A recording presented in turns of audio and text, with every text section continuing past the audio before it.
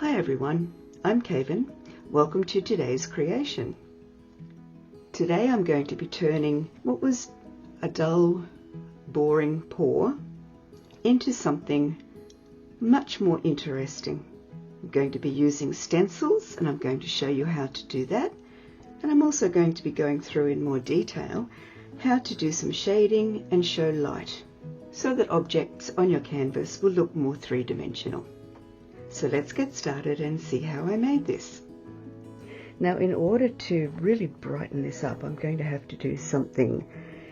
So I think a stencil would be best, and then perhaps a little bit of work on the background as well. So this is the stencil that I've decided upon, and I am going to try to fit it in this area here, which is quite dark. The other thing that you need to know with stenciling is that if you use a medium like this one, this is the Holcroft Professional Gel Medium Gloss, if you put some of that on over your stencil before you put the paint on, this will give the paint a lovely texture, and it will also help to stop the paint from creeping in under the edges. Now, another little tip, make sure that your paint is not too runny, otherwise you will find that it will creep in under the edges. Now this medium will dry clear, so you don't have to worry about being able to see it when your stencil is dry. I like to use a small spatula to put the medium and the paint on. Now I'm thinking that I am going to do this stencil in gold because I want to really brighten it up and highlight it. The other thing I like to do when I'm using a stencil is to just tape down the edges so that it doesn't move. I just use normal masking tape. It will come straight off the painting and the stencil, and it won't hurt either. There we go. Now my stencil won't move anywhere, even if I accidentally bump it. I'm going to be using this paint today. It's the Eraldo di Paolo Metallic Gold. It's nice and thick and it should make a good stencil. So first of all, the medium. Now when you smooth it on, just do it very slowly and very gently, because if you push it too hard or too fast, you might find that you actually push it under the stencil.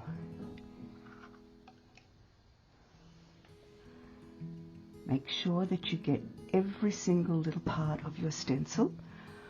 I'm covering up one of my little holes there.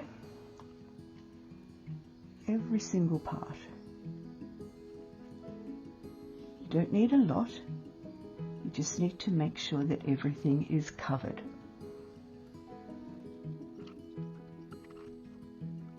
Okay, I'm pretty sure I've covered all the little parts of the stencil. Any excess you can pop back in the jar. Whoops, it's fairly expensive, this stuff, so you don't really want to waste it. And now I'm simply going to pour this gold paint, just not too much, just a little bit, and see how we go. You won't need a lot, you just need to be able to cover it.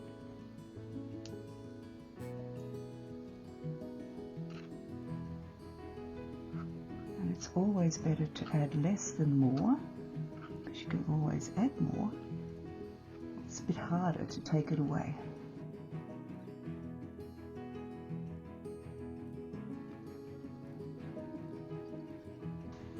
Now I'm going to take away my masking tape. Just very carefully pull it in one direction while you hold it firmly with the other hand, just so that you don't move it around.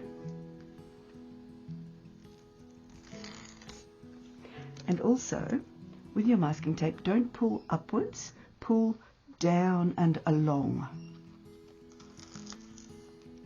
so that the stencil isn't tempted to lift up. So down and along.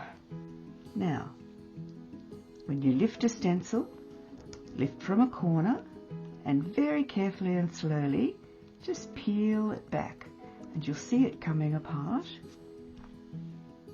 And there's the finished result.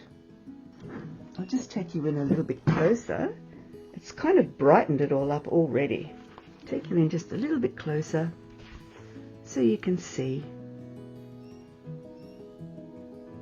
It's worked out really nicely. Alright, another tip.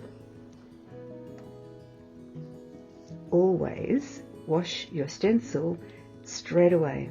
Because don't forget, this medium is like glue and it will absolutely stick to your stencil and you will never get it off. The gold is showing up quite light at the moment, but when it dries it will darken up a little bit. So it will probably look quite different and it will probably look more metallic-y gold. So I think I'm going to start with this big green cell here, and I'm going to put some shading in around it and make it a bit more defined first of all. I'm going to use my Artistro paint pen, the black one, around here. These are water-based, so they're really easy to blend, just like water paint. I'm also going to need my really fine little paintbrush. So first thing I'm going to do is to outline how I want this cell to look. The next thing I'm going to do is I'm going to sort of colour in around the line. Look, just a tiny little damp paintbrush. Moving your paintbrush backwards and forwards like this to create a shadow. Keep going until your shadow looks quite realistic or until you're happy with the look of it. When you make a shadow, what will happen is that this cell here will look as though it is on top of the background around it.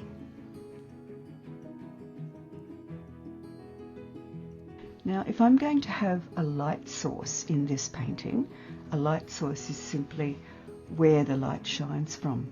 And I'm thinking if the light source was to come from, let me move it down a bit, if the light source was to come from where the mandala is in the middle here, it would kind of come maybe on an angle.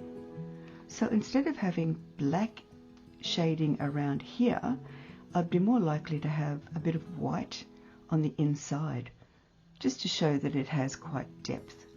So I'm only going to kind of put the shading around maybe 3/4 of it at this stage. And we'll see how it looks.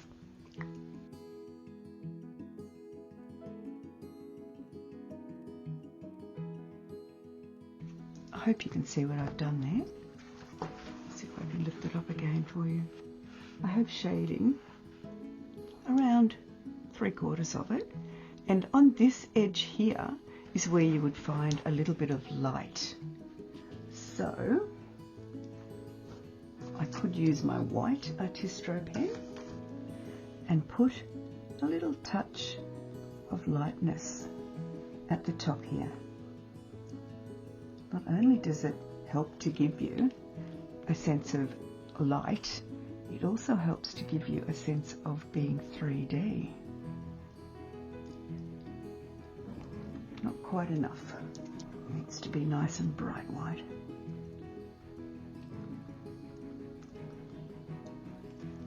So I've just dotted some in there, and now I'm just going to use my little paintbrush.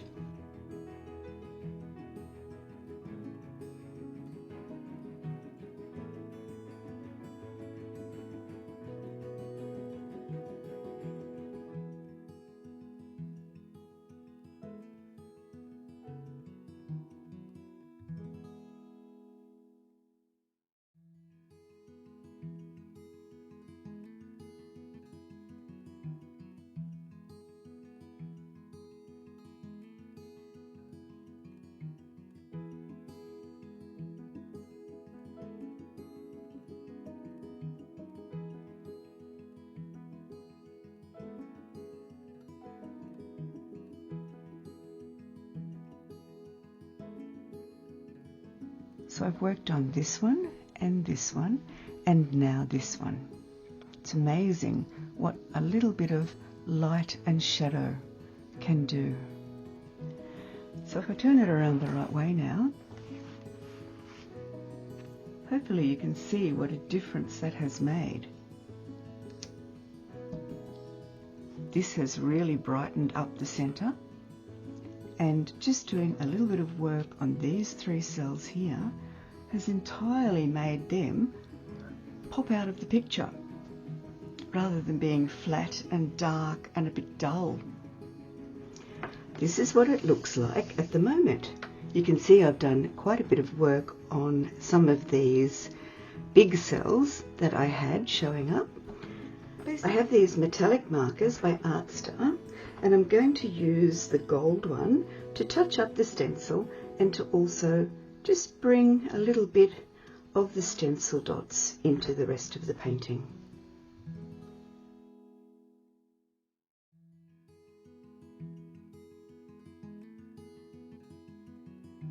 I've ended up with a really lovely image that I love. I love the stencil, and especially love it in gold. I love all things glittery and gold and silver. And I'm exceptionally happy with the way the lines have kind of melded it all together, and now it seems like all of these boulders are being pulled in towards the light source of the stencil.